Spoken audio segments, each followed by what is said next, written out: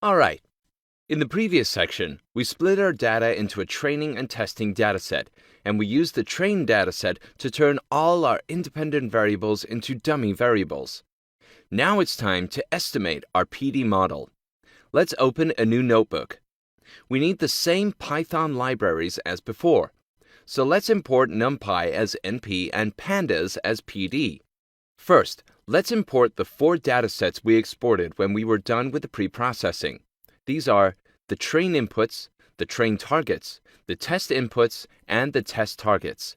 It's important to take some extra care to preserve the indexes in our datasets because the independent variables, or inputs, are in one data frame, and the dependent variable, or target rows, are in another. So the indexes are the only way to match them if we accidentally shuffle any of them. That's why in the readCSV method, the file name is the first parameter, and then we type index_col equals 0. This instructs the readCSV method to use the content of the first column or the column with index 0 as row indexes. Let's have a look at the datasets with inputs. We can open them quickly with MS Excel. They have many columns, and all of the columns have column names. Let's also open the datasets with targets. They have one column only, and it doesn't have a column name. If we import them just like that, the readCSV method would make the first row with data the header, and we don't want that. Therefore, we must instruct the readCSV method to not import header for the data frames with targets. We do that by setting the header parameter to none.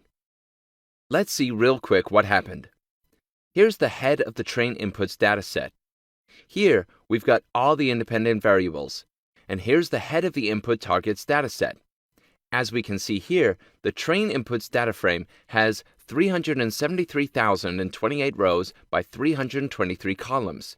And the train targets data frame has 373,028 rows by 1 column, just as expected. Also, the test inputs and the test targets data frames both have 93,257 rows and 323 and 1 columns, respectively. So it seems everything is fine and the shapes are matching. Alright, now we can start building the probability of default model. First, let's select only the independent variables we need. The data frames with inputs that we imported contain a very large number of variables. Usually, when we build a PD model, we prefer only a small set of dummy variables. Lucky for us, we wrote down the names of most relevant variables as we were pre-processing in the previous section. They are located in the List of Variables spreadsheet.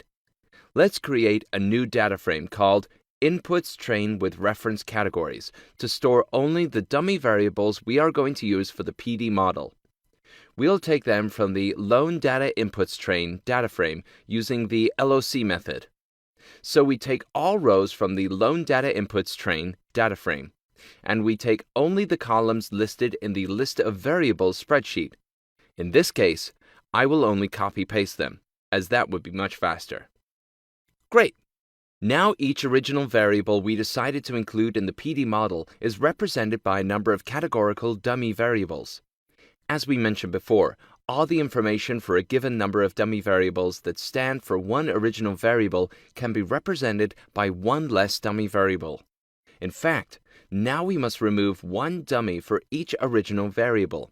Otherwise, we will fall in the so-called dummy variable trap, and you can read about that after the lecture.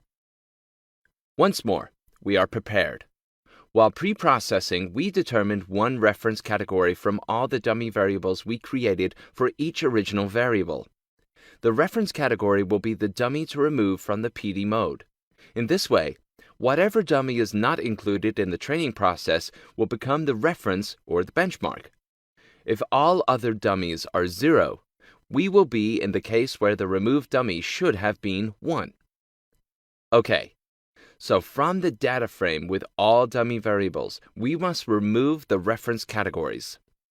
Let's create a list with the names of the reference dummy variables.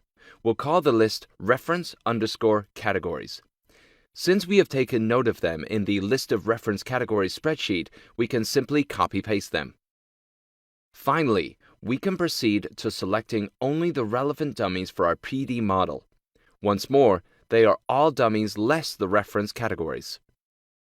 Let's store the result in inputs train and make it equal to inputs train with reference categories. Drop reference categories on axis 1. As you can see, the inputs train data frame we just created contains only the relevant dummy variables for our model estimation. Awesome! In the next lecture, we will fit the model. Thanks for watching.